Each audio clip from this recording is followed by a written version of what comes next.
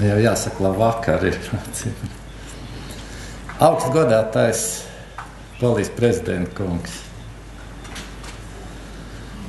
cienītās dāmas, godātie kungi, novērtējot padarīto aizgājušo gadu, droši var teikt, ka mēs šķērsojām miljārda robežu savstarpējā tirdzniecībā Latvija, Polija. Šā gada pieaugums rāda, ka tas varētu būt pat 30%. Tas ir kolosāla izaugsme, bet tai pašā laikā ceļš priekšā ir daudz tālāk, kur iet. Nenovērtēt pa zemu mazos vidējos uzņēmumus. Skaidri apzinoties, ka mums jāveido vēl daudz šie uzņēmumi.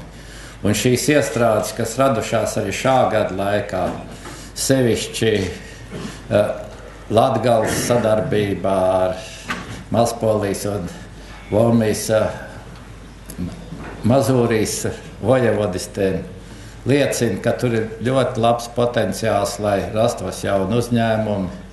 Bet es šajā sadarbībā ceru un esmu pārliecināts, ka tur ļoti lielu lomu spēlēs izglītība.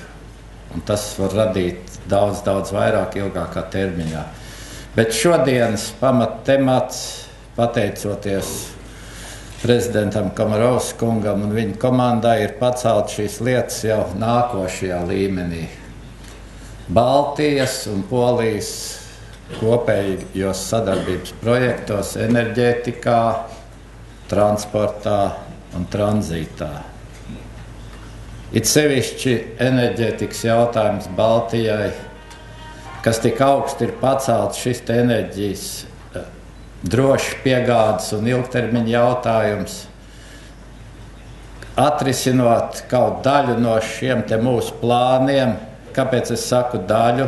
Tāpēc, ka vēl lēmumi, kāda būs Eiropas Savienības iesaiste, viņi šodien tiek spriesti, bet mēs acīm redzot to gala lēmumu uzzināsim vēlāk, un tad mēs varēsim izdarīt arī vairāk secinājumus,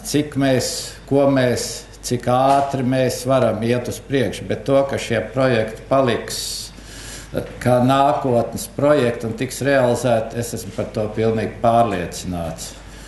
Un it sevišķi mūsu mazajai Latvijai, ja mums izdosies šajos te projektos aktīvi iesaistīties un realizēt, tas būs viens no tiem papildus ieguldījumiem, kas mums visvairāk ir vajadzīgs šajā brīdī, lai beidzot mēs radītu kaut kādu skaidru bāzi ilgtermiņa nodarbinātībai, augstu izglītot cilvēku nodarbinātībai, un tas ir tomēr valstiskās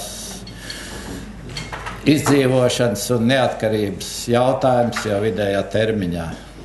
Tāpēc es gribētu pateikties visiem šās dienas semināru dalībniekiem, vadītājiem, kas tik aktīvi ir darbojies Ozolkungam, visām valsts institūciju pārstāvjiem un privātajam biznesam par šo piedalīšanos. Un es esmu pārliecināts, ka šīs augstā līmeņa Polijas delegācijas vizīte ar prezidentu Komarovskungu priekšgalā radīs pietiekami skaidru pamatu, lai mēs varētu jau strādāt praktiski.